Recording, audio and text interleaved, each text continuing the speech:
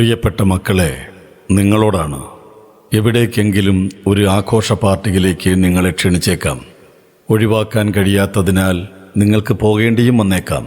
Socialise ചെയ്യേണ്ടതും സൗഹൃദങ്ങളെ പുതുക്കേണ്ടതും ആവശ്യം തന്നെയാണ്. എന്നാൽ എവിടെ, ഏതുതരം പാർട്ടിക്കാണ് നിങ്ങൾ പോകുന്നത് എന്ന ഉത്തമ ബോധ്യം നിങ്ങൾക്കുണ്ടായിരിക്കണം. ഒഴിവാക്കുകയും അകറ്റി നിർത്തേണ്ടതുമായുള്ള സകലതിനെയും ബോധപൂർവം തന്നെ ഒഴിവാക്കുകയും വേണം.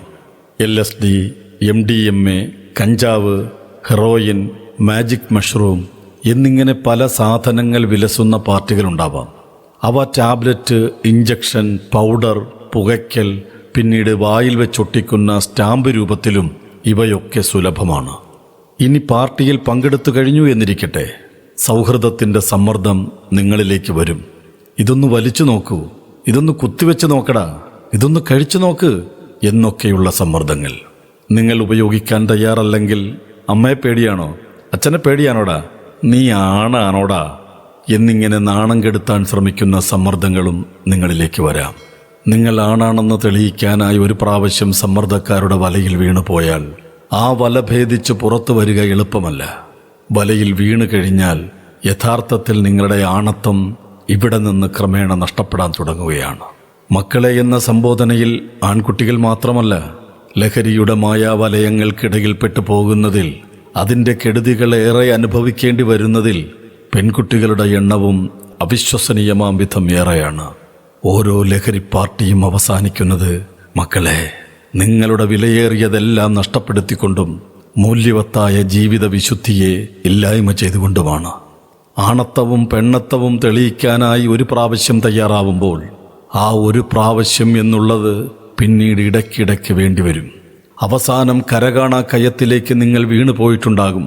ഒരു ഡ്രഗ് അഡിക്റ്റായി മാറിക്കഴിയുമ്പോൾ ഇത് വാങ്ങുവാനുള്ള പണത്തിനായി നിങ്ങളൊരു കള്ളനും കൊലപാതകിയുമൊക്കെയായി മാറിയേക്കാം.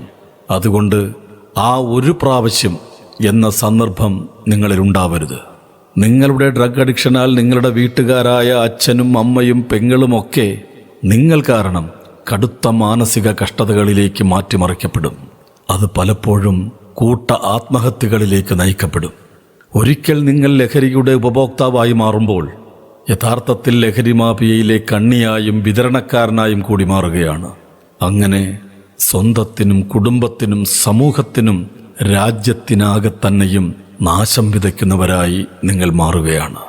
ഒരിക്കൽ നിങ്ങൾ നർക്കോട്ടിക്സ് കൺട്രോൾ ബ്യൂറോയുടെ കയ്യിൽപ്പെട്ട് കഴിഞ്ഞാൽ ഓർക്കണം, നിങ്ങളുടെ അച്ഛൻ ഷാറൂഖ് ഖാൻ ആയിരിക്കില്ല, അമ്മ ഗൗരിയുമായിരിക്കില്ല, അവരെ ആശ്വസിപ്പിക്കാൻ സൽമാൻ ഖാനും വരില്ല. ഒറ്റപ്പെടുന്നതും ഇല്ലാതെയാവുന്നതും നിങ്ങളുടെ കുടുംബം തന്നെയാവും.